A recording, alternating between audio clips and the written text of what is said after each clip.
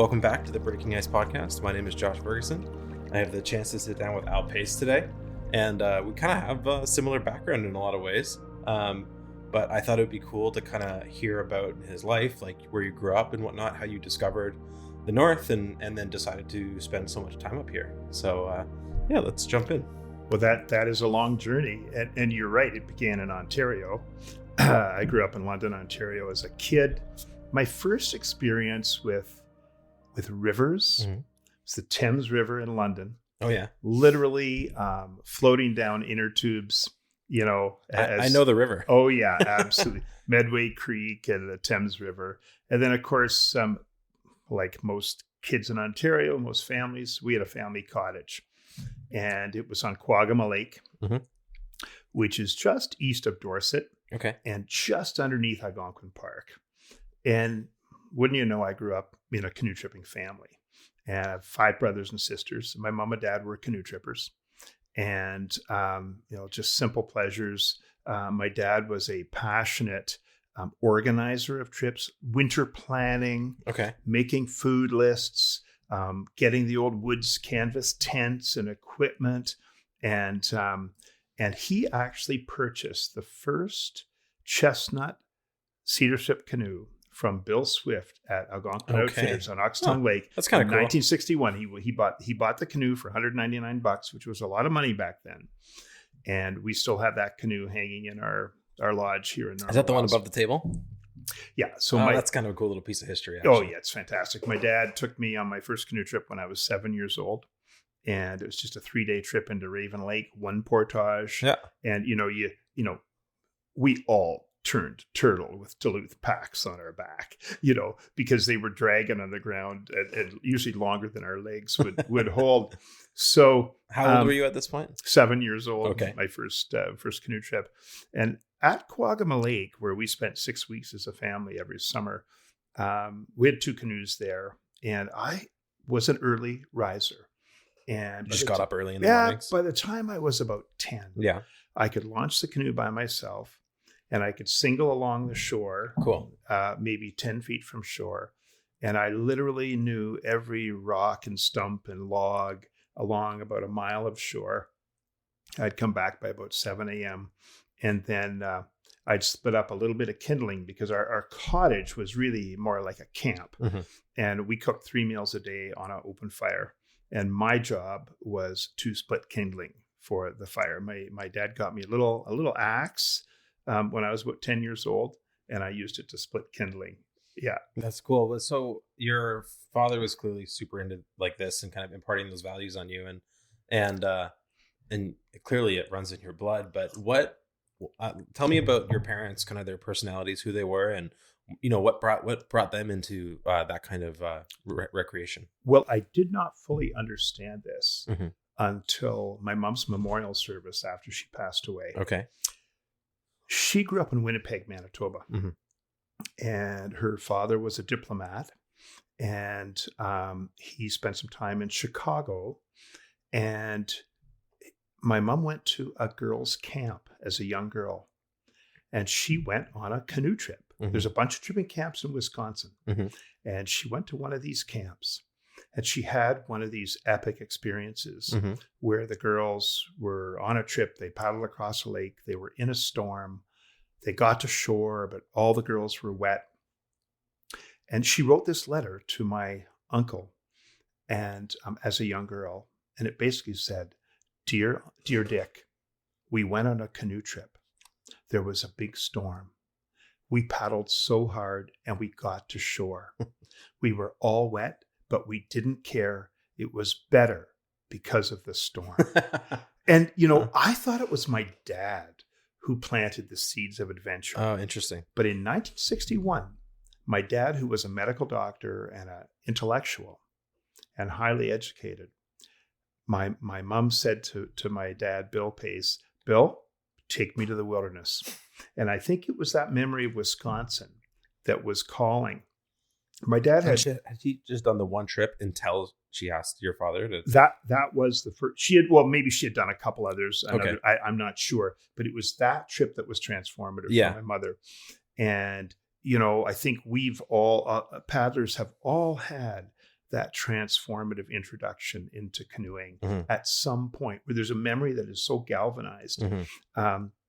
that it sets you on a certain path. Yeah. And it's just, I didn't fully understand where the source of inspiration came from. I thought it was from my dad, but it was actually my mom Nice. who inspired my dad to go up to Oxtongue River, Algonquin Outfitters, buy that canoe. And after that, they went on canoe trips. And they adventured independently before they had children. They did. Yeah. Yeah. Cool. Well, actually, in 1961, they had 2 kids at the time. Okay. Yeah. Nice. So, yeah. Oh, that's awesome. And then, so by 7-year-olds, you're portaging, you're paddling, you're doing the whole thing. And what, did you ever go to a camp yourself, or was it always kind of just personal adventures with your family? You know, it's interesting. I did go to Camp Amick on Canoe Lake for 1 year. Oh, yeah. Okay. Yeah, for 1 year. It was a well-known boys camp. And there's a girls camp, Wapameo, which is across Canoe Lake. My brothers had gone to Amick. And, you know, I found the trips there were very underwhelming. I had already been doing 10 and 12-day trips with my dad. And suddenly at Amick, I was doing 3-day kind of weekend trips where you're just cooking hot dogs. Yeah. And it was a little bit underwhelming and disappointing. And so I really just spent the one summer, I guess 4 weeks at Camp Amick, and didn't have an active canoe or camp experience as you did yourself, for example. However, I was a student at Lakefield College School from grade 9 to 13, and Lakefield had really a fledgling outdoor education program before outdoor education was even a thing. Mm-hmm. And Lakefield did it sort of ad hoc. The school did not have a gymnasium, did not have a pool. It had a lake. It had forest, it had trails, and it was close to the Kawarthas, close to Bancroft, and even Algonquin Park. And Thanksgiving weekend, typically when, you know, private school boys would go home for the weekend, all the kids went on canoe trips. Mm. And in Victoria Day weekend, same thing. Instead of going home for a 4-day long weekend, we would all go on canoe trips. So I really credit Lakefield for fueling my imagination with deeper possibilities of canoe tripping and experiencing that joy of adventure. And it was in my final year at Lakefield in 1977 that I was invited to go on a school trip, paddle the Coppermine River, which originates now in the Northwest Territories and ends in Nunavut. But back in the day, it was all within the Northwest Territories. And I was interested in early history explorers, Samuel Hearn, George Douglas, even Franklin spent time around the Coppermine, and my imagination, was always full of images of these early adventures. So to be on the Coppermine as an 18-year-old boy was one of those transformative moments that really charted me or set me on a path where I'm at today, where the north, the far north, really got deep into my bones, and it lured me back through my 20s. I had 3 chums that I canoed with on rivers like the Hanbury, the Thalon, the Kazan, the Devant. And then in the 80s, one of those fellows moved to Whitehorse, Yukon. And I spent my early part of the 80s paddling rivers in the Yukon territories. The first time I wasn't out on barren land rivers. I was suddenly in the mountains. Okay, that's pretty cool. And it's a big difference. Dramatically different in terms of speed and skill development. And it wasn't until the year 2000 I did my first trip in the Sawtoo on the Mountain River. Yeah, well, for the listeners who don't know Ontario as well, there's a massive canoeing culture there. Yeah. And I think it's definitely the highest concentration of summer camps in Canada, and it might even be in North America. It's just, especially canoeing camps and whatnot, it's massive.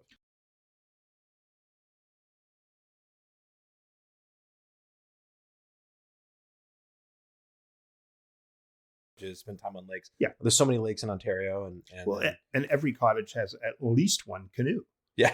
And you know, and there were those regattas on the lake where, you know, we gunnel bobbed and we did 4 in a canoe, and we did paddle with no paddles, just hands only.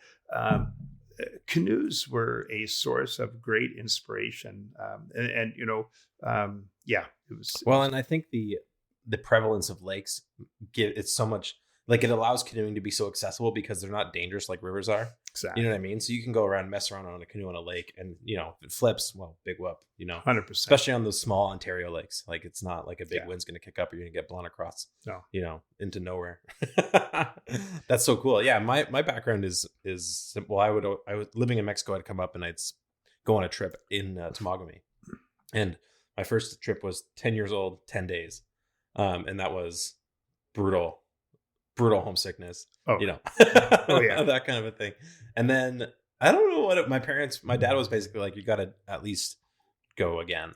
Got to tough it out. Yeah, like you got to do, like, you can't, like, after, you can't say you don't like it after once.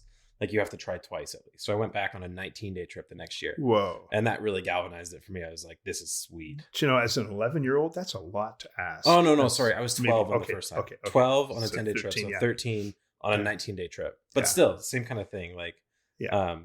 Well, and don't you find on a trip like that, it doesn't take long before you just lose track of time altogether? I think it takes 3 days. Yeah. 3 days to get into it. We, when I was directing in Temagami, people would get, like, we'd have schools call us and say, hey, can you take us on a 2-day trip? And we would just say no. Like, there's no point. No point. Because it's like, we need at least 5 to get through to the kids. It's the same with adults.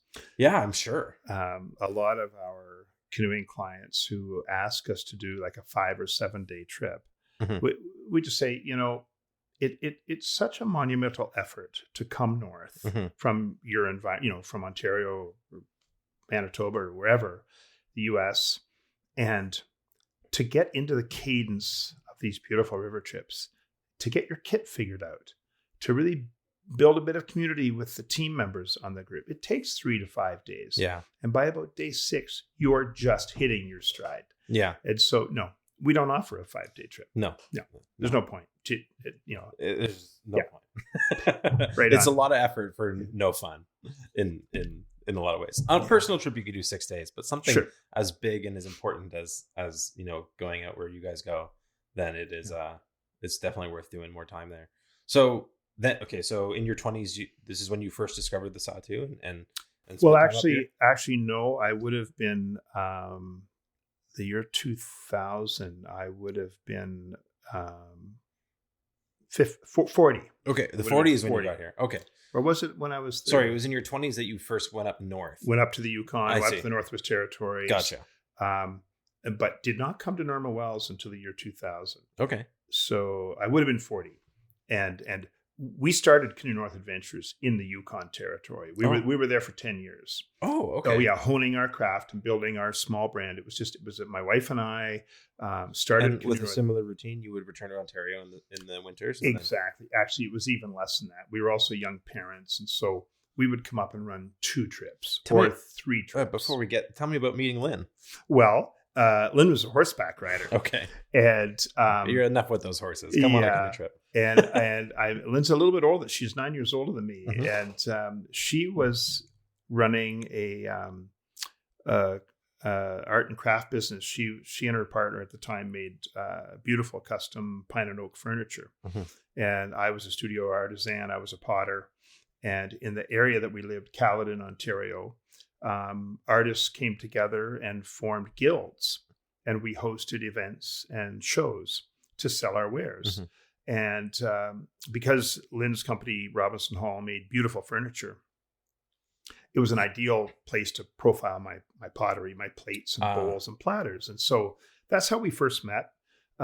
She had a partner, I had a partner, and we were sort of colleagues. And eventually we connected, and I got married to Lynn when I was 22. She was 30.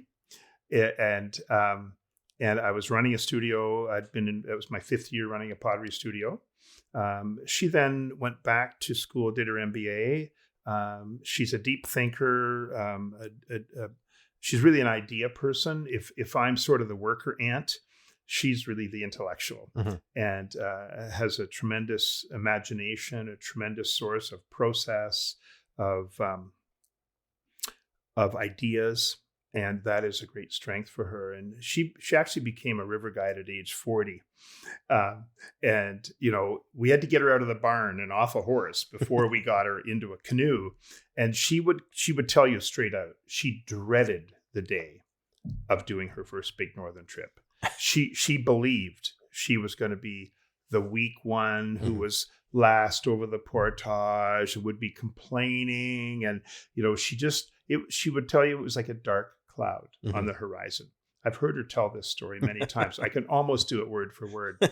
But, she got out there in the wild, and we were paddling on the South McMillan River in the Yukon Territory. And her only sister, Anne, had just passed away of breast cancer. And she found incredible peace on that river. And she also found an incredible comfort.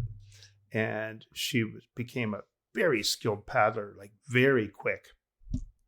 Like a real accelerated, I think that's her deep intellect, understanding, current. She's an architect and analyst. Absolutely. Yeah.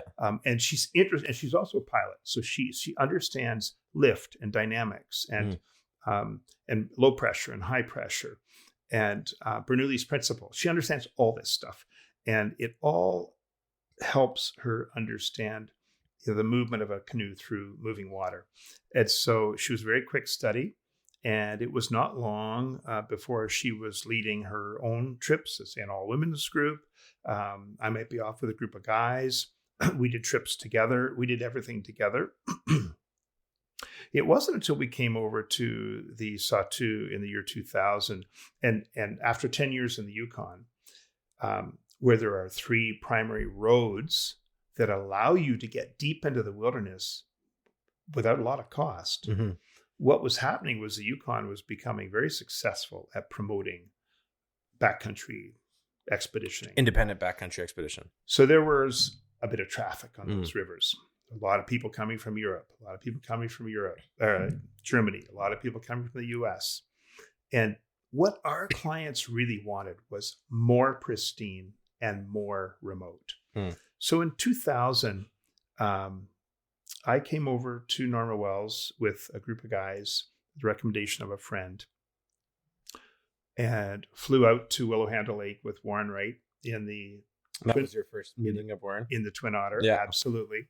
The Twin was still painted in honey air colors, black and yellow. And was the company had moved over already? It had moved over. Okay. Yeah, it was North Rideau. Yeah. And just had a fantastic experience on the Mountain River with these guys. And what I loved about the Mountain River and the Satu rivers is that it doesn't matter if you're paddling the western slope of a mountain range or the eastern slope. Water is consistent. It does the same thing, whether it's flowing east or flowing west. It was very reassuring. It meant that the skills that I had developed over 15 or 20 years were quite universal. And I did not feel intimidated. I mean, the Mountain River is our top whitewater trip to this day. I did not feel intimidated at all. I felt very comfortable there on that river. And it just, and of course we didn't see a soul. It brought back tremendous memories of the 1980s when I was paddling in the Barren Lands, where you could be out for 6 weeks and not see a single person. And this was the kind of wilderness experience that our clients were really pining for. And so the next year, my wife came up. We ran the Keel River, the Mountain River, and spent more time with Carolyn and Warren Wright. We learned that Warren grew up 20 minutes from where we live in Ontario, and that Carolyn, and that would be Shelburne, Ontario, and Carolyn grew up in Norwood, which is just outside Peterborough, which is where I went to school for 5 years. So there were these sort of, bizarre connections, degrees of separation. Yeah.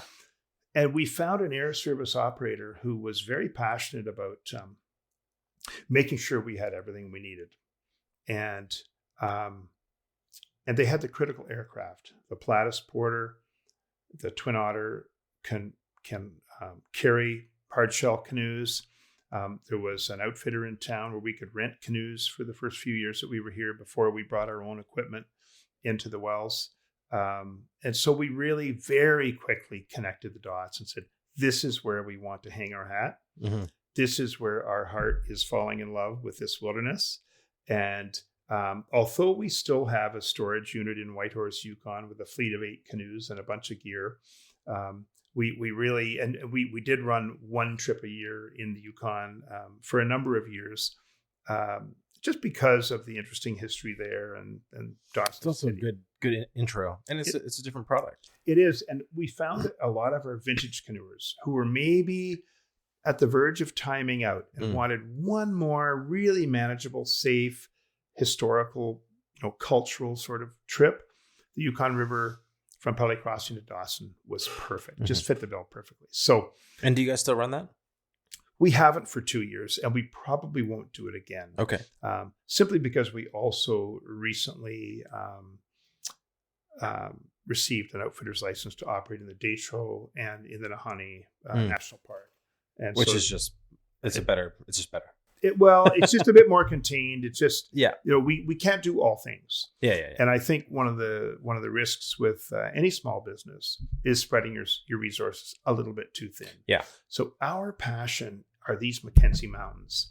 And if we think about our Canoe North Adventures being a niche operator, we're specialists in the Mackenzie Mountains, from the Nahanni to the south, to the Mountain River to the north, and up to the Horton and Anderson and Coppermine River area.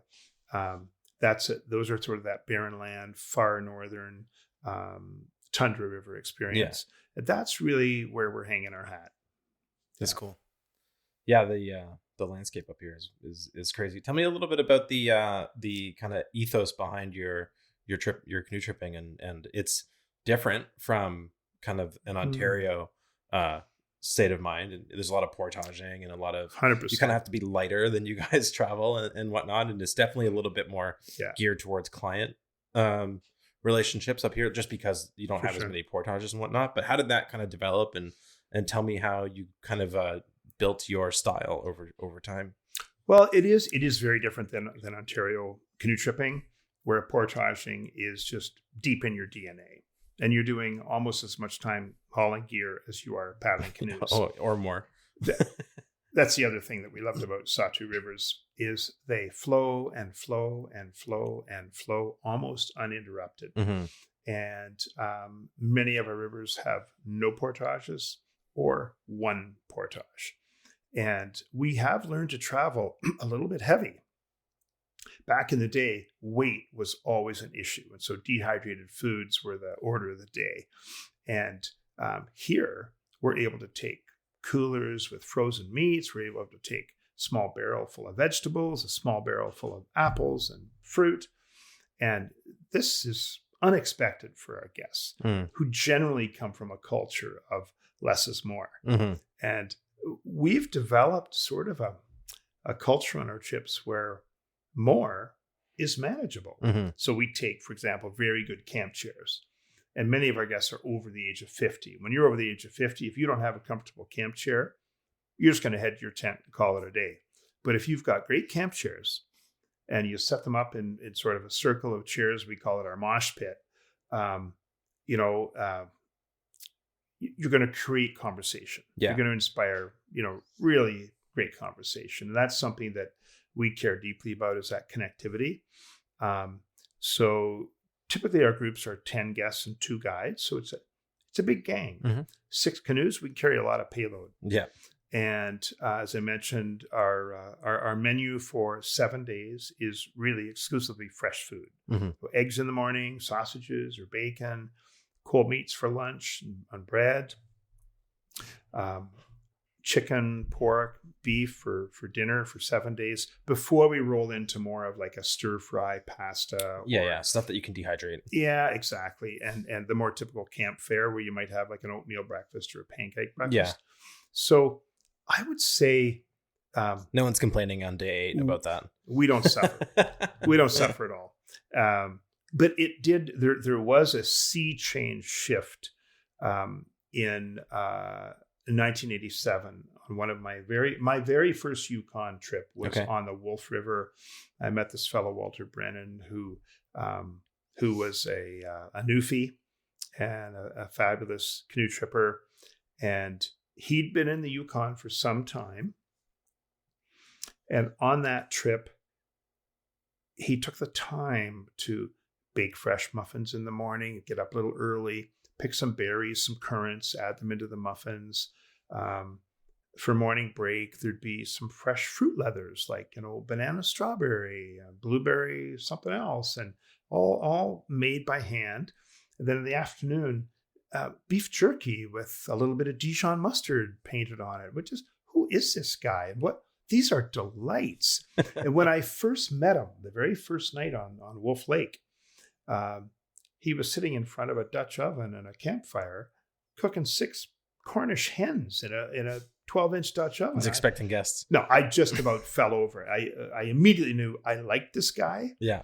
And I really needed to understand more about the quality of experience. Well, you can really easily kind of get into a mindset of just like, oh, we're just going to push through and suffer. But that's the point. Well, and in my 20s, that was our goal. Yeah. We were retracing historical roots of, John Hornby's, Samuel Hearn, the Tyrrell brothers, some of these early explorers.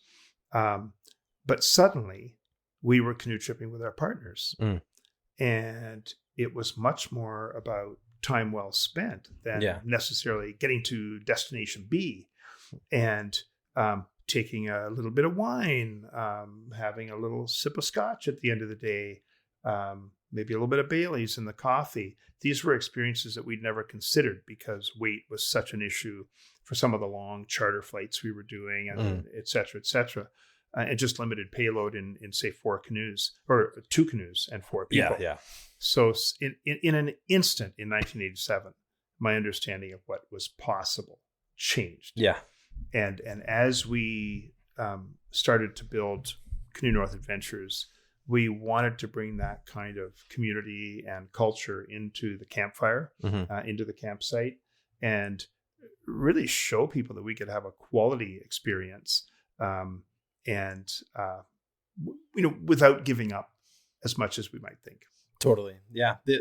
The contrast to my background is like we were working with kids. So like the point was to kind of push them 100%. And the portages are a tool in that sense, right? Because it's something they don't believe they can do.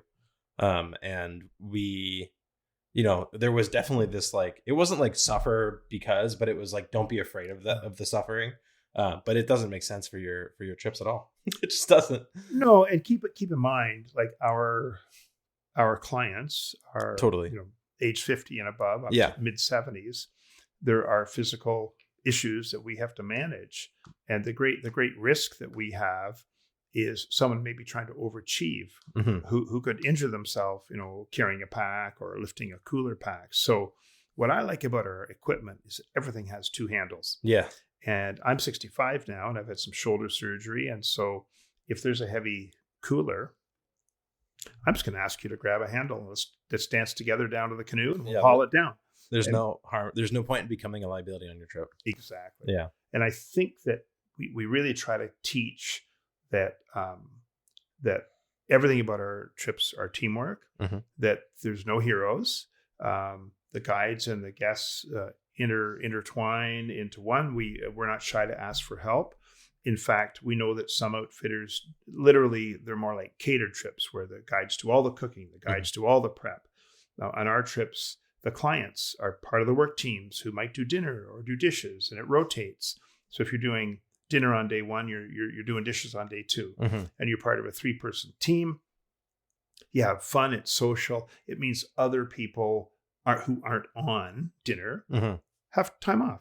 Go down the river, do some fishing, or have a swim, or whatever. I think it also fosters that communal experience, right? Like you're all pitching in to make it happen, 100%, as opposed to just being taken care of, which I think is a more valuable experience. Yeah.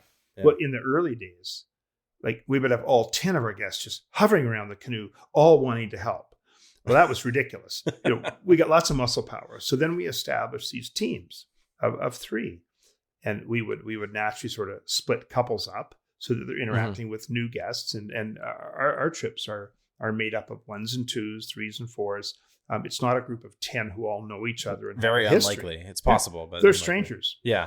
We have the occasional private group will approach us to design a custom trip and itinerary, and that's a separate thing. But most of our trips, we build the client group together. Do you like interview people and kind of place them together where you think they'll jive? We do. Based on like personality, but also experience level?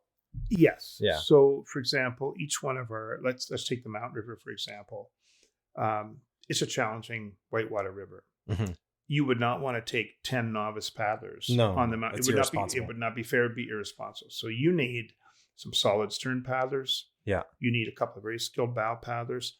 However, you could take 1 or 2 novice paddlers who are teachable, mobile, keen to learn. Yeah. They could paddle with one of the guides or a very experienced guest. Yeah. I would have no issue. Yeah. And I have taken novice paddlers on the Mountain River, but it's been very well managed. We always joked about how there was this particular skill set of being able to paddle whitewater with a completely incompetent child in your bow. Who would cross draw when you said draw or whatever, just do the opposite. Yeah, we call that just goofy. Yeah. You say draw left, it's a cross bow right. Like, oh my gosh. Yeah. No, been there, done that. Yeah. So we would do this thing. We would enroll kids in like a session, and we kind of had an idea of where kids would be on a trip. And if you were returning, you would like kind of climb the ladder. Right, so we had like a Viking. We called it the Viking trip, which is like the youngest kids, and then we had like a Macobe or Temagami River. There was usually like like a partner trip, the options depending on if somewhere was on fire or whatnot. Wolf Lake and the Sturgeon, and then the Des Moines or the Coulange, and then the Bay trip. Sure. So we would enroll like 60 kids in a session, and they'd all show up, and then we would mostly have an idea of where they were going. Some kids knew already, and then we would entertain them with support staff. They'd play a game. Sure. And all the trip staff, the kids didn't even know who their guides were. All the trip staff would go in a room, and we'd go with the director. Whoa. And we'd put all the kids' names on a wall. Whoa. And the kids who knew what trip they were going on, you put them down there, and then we go, okay, everyone been paying attention to the kids. Let's put them in where they need to be. Throw some darts. Well, exactly. And it was like, and it was interesting because people were like, we kind of grew up, like most of the guides grew up in that culture. So like we were kids ourselves, and then we transitioned into staff. So a lot of us had been coming to camp for at least 5 years to 10 years by this time we were like guiding or whatever, 7 years. And we'd be like, okay, like Stuart, who's interacted with Stuart, and we were encouraged to kind of mingle with all the kids, and it was very secretive which staff were leading which trips. Oh my god. And then we would list everyone down, and we go, and we're like, okay. And then we would, before dinner, or I don't exactly remember, but then we would gather all the kids, and then we would do this whole like thing where we reveal, the big call reveal. the trips up, and then you would go off with your group, and then you would have your group. But it was such a crazy thing. But then what's so cool about the model we were doing is like all the trips would leave at the same time from the island. Whoa! Like the next day, like one after another, gone. Yeah. So 60 kids would come in, 6 trips would go out, 5 trips would go out, or whatever, and then the next day, like 3 days later, 40 kids would come in, and then we'd send out the youngest kids. Well, it's interesting. And then they'd all come back at the same time at the end. I can't imagine. Yeah, absolute chaos. Can you imagine the electricity in the air, though? But think about that. Like 60 kids who had just up. And the difference between the energy at the beginning at the end is insane. Oh, yeah, 100%. Well, it's interesting in designing our groups. So, for example, at Canoe North Adventures, you can't sign up for one of our trips online. We want to have a conversation. Do you kind of sign up for like flatwater or whitewater kind of thing? And then I think what we ask people to share is their paddling history. And if they've been on a canoe trip recently, we'd love to know where that was. And then we contact them, and either by phone or Zoom or in person. Yeah. And we really want to understand the kind of passion they're going to bring to one of our experiences. And if it's a single person or a couple or 2 brothers or an adult child with a parent, we've had lots of teenagers with a parent. We want to understand how is this group going to gel together, and the sort of energy level. And for example, if you had 10 intellectuals on the same trip, it would probably be pretty dysfunctional. So to have, say, 2 couples, mother-daughter, couple of brothers, a single guy, a bit of just a mashup. Yeah. It's amazing how well it works. Mm-hmm. I think we take a lot of care in crafting our teams. It's something we take a lot of pride in. We rarely, have a misstep where there is a little bit of a dysfunction in a group, or say a difficult guest that needs a little bit of extra care. Sometimes we get fooled, but we have a great we have a great foundation of understanding of what it takes to build a team, and then also to match that team with the right guide team. Oh yeah, that's really important too, because that was one thing that we took into consideration too, because staff would actually sign up to come work not knowing who they would be working with or what trip they'd be going on. Exactly. And then we do a similar kind of reveal for them, and they would learn 3 days before they went that they were doing the Des Moines, and then they would get their kids, and then they would leave. Like, it was such and but so much of the conversation was, is this group of kids the right pair for the leader group? Well, exactly, and leadership can come in a lot of different forms. Mm-hmm. We have guides. We have about 16 guides in our ranks, mm-hmm. and male and female. Some are more soft spoken. Some are a bit more gregarious mm-hmm. and outgoing. And all of our guides, especially when they collaborate with an assistant, just have such a beautiful style and comfort mm-hmm. in the wilderness, and we trust them to bring individuality to their leadership strategies. And we don't have sort of a cookie cutter or template for how to lead a canoe trip. There's a lot of different ways to run a canoe trip. What we care about is that it's a very inclusive environment on trip, that there's a real commitment to skill development. So mm-hmm. one of the things that makes our company unique is we want all of our paddlers to become better paddlers. Yeah. It means they're safer in the water. Yeah. We have impeccable safety record. Like, there's another, that's part of the reason you're going on the trip. Well, true. But also, if they become more confident and skilled paddlers, and let's say they've been on the Keel River. Yeah. The Mountain River would be the next natural step up. It's a nice progression.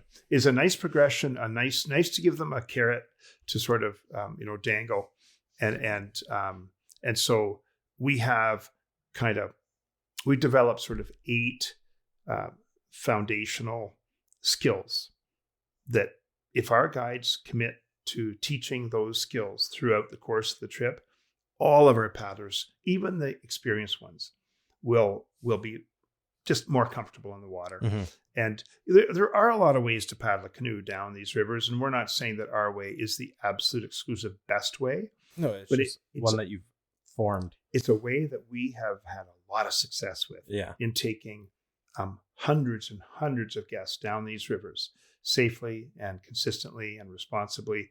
And we're super proud of it. And what we're trying to do now, as Lynn and I are beginning to kind of sunset out of operations at Canoe North Adventure, and our son Taylor will be the new owner, we're looking at legacy. And my son says, "Dad, you're old school." And I said, "No, I'm proudly old school." Well, yeah. What we did back in the day was just organic and natural selection. We just learned what we needed to learn in order to stay safe on these rivers. We didn't have all the gadgetry, all the gear, all the dynamic paddles and canoes. It wasn't commercialized in the same way then. Not at all. Yeah. My first canoe trip on the Coppermine, I was wearing Greb Kodiak work boots. We were paddling in jeans in a Grumman canoe, kneeling on our PFDs and paddling in hockey shirts. I mean, it was outrageous. However, you should do it. You should run a vintage trip. Oh, like a retro trip. Yeah. Like, sign up. It's gonna suck, but it'll be awesome. That's a brilliant idea. Have like tents that leak and stuff like that. No, canvas tents. Like. Exactly. Don't touch the tents. So I just remember that we were so respectful of the remote areas that we were traveling back in those days. There was nobody coming. There were no sat phones. We didn't carry radios. We would literally tell the float plane guy, "Meet us at Beverly Lake in 30 days. We'll be there." Yeah. We had to be there. Yeah. Oh, yeah. Nobody was coming to look for us. No. So that was kind of our legacy. And I think what we are aware of now, that if we want these 8 critical skills, for example, to continue to be taught at Canoe North Adventures, we need to modernize the language a little bit. So we're working with one of our guides who is an instructor to take those 8 critical skills and spin them into sort of current lingo and just jazz them up a little bit so they're a bit more spicy. I think you just need a retro font and keep them the same. I like that idea too. Yeah. In my heart, that's what I want to do. But in order to find middle ground and make sure that our guides are stoked to teach this stuff, that it doesn't sound old school. Yeah. And Lynn has been talking about legacy and legacy over 45 years of northern travel. For Lynn, traveling over 30 years in the far north, guiding, 50 plus trips. I've guided over 100 plus trips. This is a type of traditional knowledge that is just inspired through experience. Mm-hmm. It means you have paddled rivers in flood, in drought, in spring, in summer, in fall, with snow, with heat, with rain. You have seen rivers become nasty places, dangerous places where you've had to run to the high ground and wait. You've also seen rivers that are caring, that just take you in and provide such a great playground. Mm-hmm. And all of that knowledge, has incredible value to young guides who may want to sort of get up to speed a little more quickly, so they can just be more versatile as a guide. And we have that knowledge, and learning how to share that with our guides now from a mentoring perspective is really a great role that we could both play. Mm-hmm. And it's exciting to think about handing the torch. Yeah, but like once you hand the torch, you're just not like absent from the company. Wouldn't you? No, you'd be like, like fixing some electrical in the background. And well, it's funny. This summer, like this spring, I had shoulder surgery. Yeah, and so this summer was the first summer in my adult life that I was not paddling canoes or guiding canoe trips. And how was that? Well, I spent the whole summer at our lodge here at DOT Lake. Yeah. And I've got to tell you, I saw our operation from such a different perspective. Mm-hmm. I was able to meet all of our guide teams. Mm-hmm. I was able to help them launch all of their trips. It actually blows my mind that you haven't done that yet. It was incredible. No, it was totally transformative. I also saw the excitement, the anticipation pre-trip, and then the trip's launch. Mm-hmm. And then 12 days later, I saw these groups come back. We host a final night dinner at our base where there are poems and songs and tears and hugs and great conversation. And what I've learned about our lodge at DOT Lake is that it just inspires these moments of truth for people. That people have waited their whole lives to do a trip like this. Yeah, there's not too many unhappy people who come to our lodge. They are either just about to launch or they have just had epic life experiences and memories. And when they come back to our lodge after a trip, they savor that memory for that special night together before they transition out and depart Norman Wells the next day. So I also think the person who stays at the base carries a really important role, holding space and being that consistent person. Like if you show up with a certain crew and then you leave, it's another crew.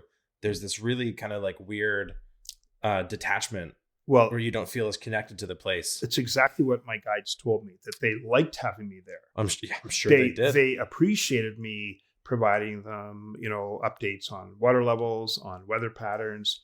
They could call in on the sat phone. I could give them a 3-day weather forecast, mm-hmm. headwinds, whatever. They appreciated having my voice available to them. And it was way more interesting than I understood it to be.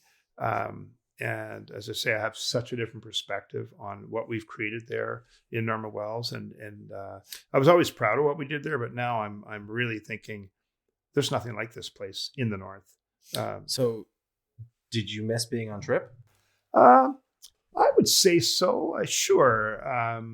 But it's interesting when people were coming in, say, off the Horton River or off the Keel River. And they were telling me about experiences at, say, the boat sucking boil, or at the char fishing pool. I could just put myself in that place visually. And I found the conversations to be so endearing and so rich with excitement. My son Taylor took an exploratory group on the Anderson River this year. And that's a river we've been looking at for a decade. Mm-hmm. And we took an alumni group. They were experienced. They were with me last year on the Horton River for 25 days. And a first descent down a river, there's always a little extra, adrenaline flowing. Yeah. You don't exactly know what to expect. No, they found a fantastic and glorious river to paddle. They got close to grizzly, moose, muskox, wolves, caught lots of fish, had incredible rapids. And I was so excited to be a cheerleader and to be a bystander and to hear about the experience. I didn't actually have to go on the trip myself. Mm-hmm. So it was a real interesting and different summer for me this year. That's cool. That's really cool. Yeah. We would, we had the Bay trip, which was like the capstone trip. There's the capstone trip. It was the pinnacle for the kids. You couldn't sign up for it. It was invite only. So you'd have to like prove yourself over the course of your career at camp, whether or not you were eligible to go on the trip, because it was challenging enough, difficult enough, and we would make the experience emotionally challenging in like a development sort of way. So you had to be mature enough to go on the trip. Sure. So there was like that kind of holistic goal as a person that you would have to develop to a certain point to go on the trip. Was that like a 3 or 4 week trip? No, it was 19. It was okay. It was like 20 days. It was one day more because they left a day early. Yeah. And they were also the role models for the rest of the kids. And they wouldn't sleep in a cabin. They would sleep in tents. And we had this kind of like, we thought that it was, instead of them having the most prestigious place to stay, they would give that to the younger kids. And they would sleep in tents at base, right? It was like a sacrificial leadership kind of thing. A little bit hardcore. Yeah, and I like it. And also it's like, it's not about us. Like, we're doing the hard thing, but it's not about us. It's about you, right? Very cool. Anyways, so then they'd go on this trip, and the leaders, it was the same kind of thing. Like, you'd have to be, if you're chosen to lead the Bay trip, it's like, okay, like, seriously, it's huge. Yeah, it's huge, and also to be chosen to then assist someone because the leader got to choose their assistant. Right. Which is a different dynamic than all the other trips, right? Because you can get, as a leader, you would be paired, but on this trip, you get to choose. Nice. It was cool. Nice. Anyways, and you were talking about the first descent. You kind of like always have nerves. A lot of the people who led it, most of them had been down the river before, but they were like kids and a participant when. That's right. So you have a really different perspective of a river when you were a participant than when you were a guide. Right, you're really paying close attention as a guide. Yeah. You're not just making stuff up. Yeah, and then so I eventually did it as a kid, and then I did it as an assistant, and then I did it as a guide, and then I became a director. So then I was briefing people to go on the Bay trips, and it was funny. I would always say this thing because people would be nervous, and they'd be like, "Well, like, how do I know where to go?" And I just said, "Deal with the 100 feet in front of you." Exactly. You don't have to deal with that until you're through this. It's actually not unlike any other river very well. Yeah. You still have to look down the 100 feet. Yeah. And look for changes in the river. Maybe there's been a slide. Maybe there's a log jam. Maybe there's been a rock fall. And so you don't assume anything. No. Ever. And so going down a river for the first time, I think what's important from a planning perspective is to allow yourself enough time to do a bit more scouting of rapids, to take your time to identify good campsites. And of course, Google Earth can help with that too. Yeah, it's helpful. And my son and Taylor's passionate about satellite imagery. And so he was very well prepared.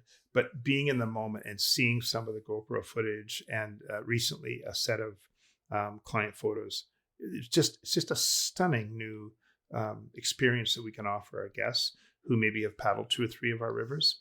And bringing them back to the Sawtooth is so important, and keeping their focus in these mountains or in the North Coast area. It's what we're very dedicated to. You can imagine the kind of evacs we would deal with, because we would service about 400 or 500 kids a summer over the course of the summer. That's just mind blowing. Well, staff team of 50, and then they'd go home, and then we would do another 6 weeks with a staff team of like 20 or 10 or something. So it was like a lot. But you were talking about your guides feeling comforted by having you on the other end of the phone throughout the whole summer. Mm-hmm. We would call that the hive mind, because there was like 5 of us. Right. At base camp. Oh my God, that's stunning. I mean, we offer 15 trips per season, so 150 guests. Well, yeah. So what was it? It would be like 50 trips a summer. Whoa, it was crazy. It's mind blowing. Yeah, it is. It really is mind blowing, and it was about up the upper echelon of what you could do in a summer without it being impersonal, right? I would think so. Yeah. Anyways, we call it the hive mind, and we had crazy experiences with evacuations. And before we had sat phones on every trip, you'd get a SOS spot. Whoa. Right. And then you'd be up at midnight going on with the first responders, and they're going, well, what's the matter? And we don't know.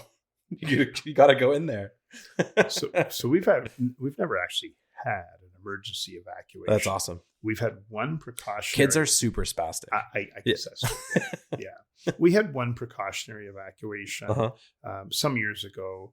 And just in case, a little health hiccup was happening, and that worked very smoothly.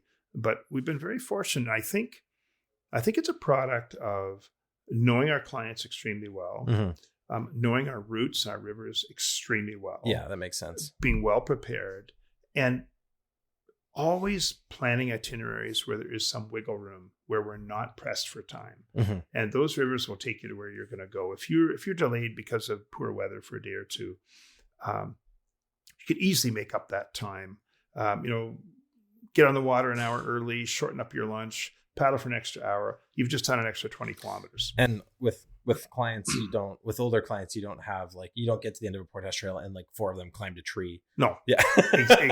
Quite true. The other thing is the long daylight hours of the summer. Oh, that's true, actually. So in Ontario, at 7 o'clock, it's dark. Yeah. And you're talking flashlights, headlamps, and tripping over tent wires. Well, and you get into this really toxic routine if you're not managing your time properly, where you get into camp late, then you're cooking in the dark, and then you get to bed, and then you wake up late, and then it's the worst. Well, you're just done.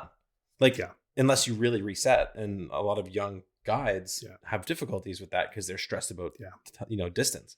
But the 24-hour sunlight's a massive difference. So, for example, it's not at all unusual if we're, say, paddling down the Keel River and we wake up to pissing rain. Yeah. We just tell the guests, stay in your tents. Yeah. We're going to wait till the rain stops. We never do that. Okay. We just always get up. Yeah. Well, no, but just and in the mountains, the rain will stop. Yeah. We might not have coffee till 10:30. No, but whatever. We might not break until 1 o'clock, and we'll just paddle till 6, have dinner at 8, still have them in bed at 10:30. Yeah. And we've got to where we needed to go. Mm-hmm. But back in the day in Ontario, where you're limited by daylight hours, you really have no wiggle room. And so when people do ask us about our safety record, I think all of these things do play a role, and we're just super proud of it. That's all, and you should keep it up, because there's no sense in selling something like that. Even capsizing canoes. So, for example, this summer, we had about 180 days of river travel, all of our trips combined. Yeah, we had 3 canoes tipped. Nice, and that's very low. We're proud of that. That's manageable. And no consequence. And for us, if there were no canoes flip, it would have been a perfect summer. But it's not perfect on the water. These rapids are challenging, and we do have some rookie paddlers, and you can make a misjudgment and a misstep. And sometimes the river can reach up and grab you, and it's never where you think it's going to grab you. It's always not in the big rapids, but in the converging currents. If you just hit the bow of your boat off a rock at the wrong angle in the wrong water, yep, it's over. You're over. You can lose your balance and off you go. So, it's not a big setback, but we know of other operators where there could be dozens of canoes tipping in a summer, mm-hmm, a lot of gear and people in the water. And that we think is unacceptable.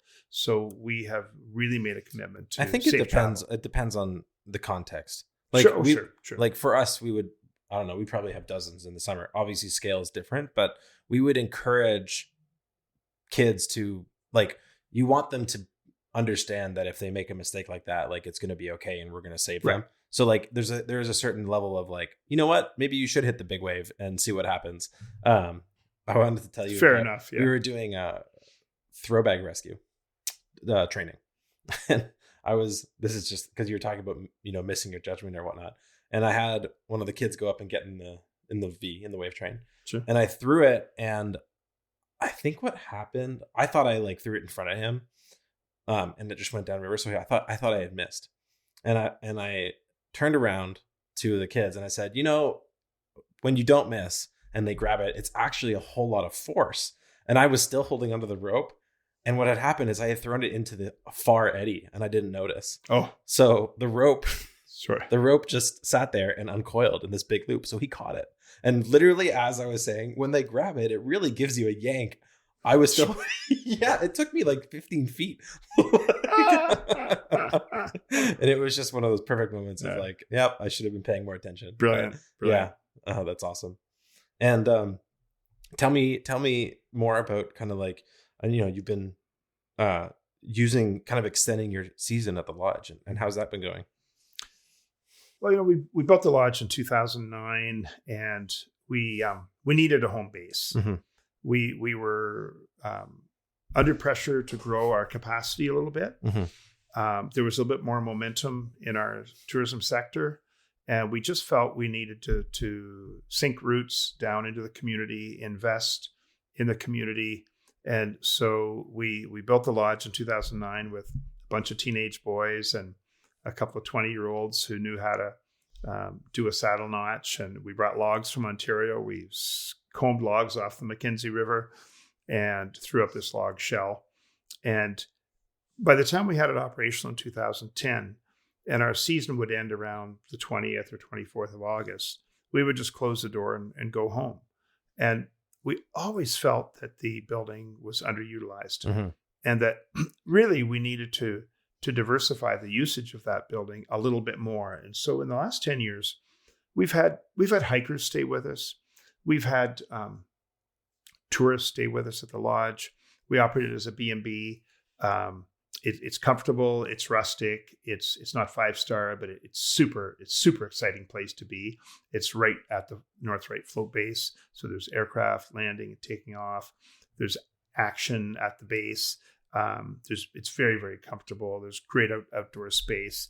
And more recently, we've had some government groups stay with us. We've had geologists stay with us, engineers stay with us. And recently, some of the hunt outfitter camps asked if we might stay into September and take care of some of their hunters. And you know, this there's no reason why we couldn't. Our building's not winterized, so being here to the end of September is not really unthinkable. So for the last 2 years, we've been working with several of the hunt camps and accommodating hunters, some of the guides, and it's worked out extremely well. Of course, they're right at the float base, which is very couldn't convenient. be more convenient. Oh, it's just fantastic. And what we have found is that it doesn't matter if the hunters are from a couple of different camps. Mm-hmm. They all jump into the conversation. I'm sure. They're great storytellers. And some of them sound larger than life. However, they're very passionate and they're infused with this love of the wilderness. And so we can comfortably sit 12 around our dining room table, and to listen into those conversations has been a real eye opener. It's really been very, very enjoyable, and we'll continue now to work with the hunting outfitters into September as we go forward, and we'll just find what we need to take care of their requirements. So, for example, this year we've been running hunters into ENR for export permitting, take them up to Canadian North Cargo for exporting, shipping. No, it's just worked out really, really well, and we're generating revenue from a different source to accommodate some of these unbelievable costs we have now with freight and not being able to use the river barge. It's very challenging, as you know, being a northerner, to operate in this community in the Sawtoo and face these incredible transportation charges. So we really do need to, in order to stabilize the company, diversification is key. Mm-hmm. So how do you view your role, over the next 5 years? Do you feel like you're going to kind of hold space at base, more? I think what I'd like to do is I like your description, hold space at the base, but also maybe be selective about going on a few marquee trips that are within my wheelhouse. Like we have a group of friends who are interested in coming with us on the Horton River next year, a section of river that Lynn has never been on, and I'd love to take her on the Upper Horton River. She's having knee surgery this fall, so hopefully by next summer she'll be confident to be in a canoe. But I think my role is going to be more managerial and sort of behind the scenes, and a little bit as host and storyteller, putting out fires. I know that, literally and figuratively. So, for example, we were here for 3 weeks before our first guests arrived in June. And the very first group of guests to arrive, our sewage line blew up. And we had a bit of raw sewage on our driveway. That's always nice. Oh, it was classic. And, couldn't happen 5 days earlier. No, my young staff were all worried and anxious. And I said, guys, like running a small operation like Canoe North Adventures, it's just going from crisis to crisis and putting out each one accordingly and getting on with your day. You can't let these things throw you off. You just have to get on with your day. Mm-hmm. So that's very cool. Well, it's been a pleasure to sit down with you, Al, and hear more about kind of your philosophy and where it all came from.